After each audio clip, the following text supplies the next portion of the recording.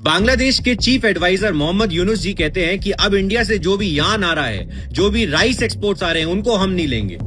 India ने एक जवाब दिया, उससे बांग्लादेश नहीं, चाइना और बहुत सारी बड़ी कंपनी जिनके कपड़े शायद आप अभी पहने होंगे, जारा, H&M, यूनिक्लो, इन सबको हिला के रख दिया। इन सबकी सप्लाई चेन मैनेजमेंट स्ट्रेटेजी को अब इन्हें बदलना पड़ेगा।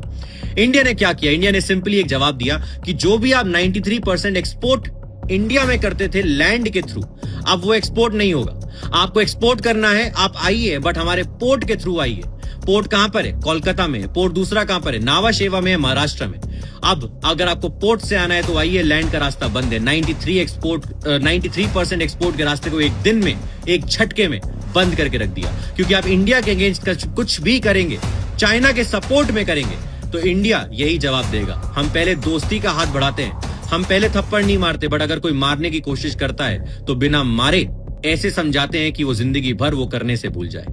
आपको समझना पड़ेगा, चाइना का एक इनिशिएटिव है, बेल्ट एंड रोड इनिशिएटिव। अब उस इनिशिएटिव की बैंड बजने वाली है।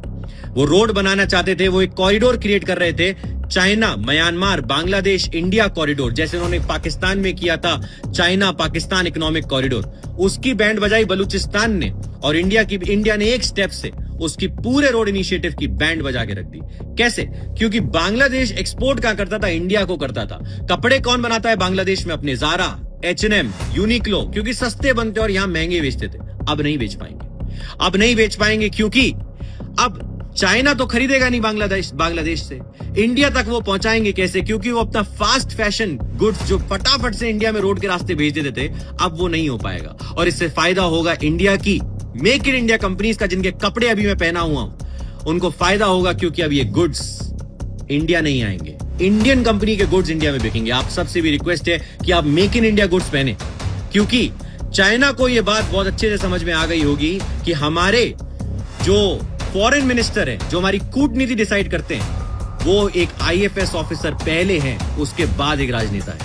ये बांग्लादेश समझ जाए, ये चाइना समझ जाए, ये म्यांमार समझ जाए, और वो देश समझ जाए जो इंडिया के अगेंस्ट आने की कोशिश कर रहा है।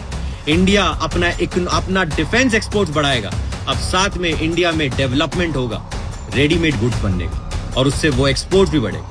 इंडिया में जो आप कपड़े पहनते हैं, वो हम कोशिश करेंगे कि हम मेक इन इंडिया गुड्स खरीदें। आई होप आप सबको समझ में आया और आप बाकियों को भी समझाएंगे।